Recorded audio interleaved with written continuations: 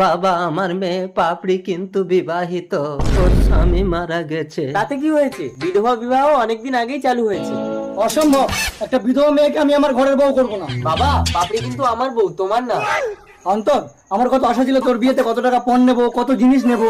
আমি ভিক্ষে করে আপনার সব চাওয়া পাওয়া পূরণ করে দেব। দাঁড়ান, তোমার কত টাকা লাগবে আমি দেবো বাবা। তুমি বৌমাকে ঘরে তোলো, আমি অফিসে যাচ্ছি। যা মা, তোর ঘরে উঠে যা। দাঁড়া, কত টাকা ভিক্ষে করেছিস দে। 30 টাকা হয়েছে বাবু। এগুলো তুমি দেবে না বাবা? তাহলে তুমি খাবে কি? আজ থেকে আমি তোর বাড়িতে দুটো খাবো রে মা। এই টাকা দে, এখানে ভাত পাবি না, যা। তোমার বাবা মরে গেছে, ও সৎকারের ব্যবস্থা করে দিচ্ছি। ছেলে আসলে কিচ্ছু বলবে না, নাহলে তোমার এই অবস্থা হবে। কিন্তু আমি যে সব দেখে নিয়েছি বাবা। আমি ওকে আস্তে করে ধাক্কা মেরেছি অন্তর। তুমি ওর বিবেকে ধাক্কা দিয়ে মেরেছো, তাই প্রশাসনের দ্বারাই তোমাকে আমি কঠিন শাস্তি দেবো।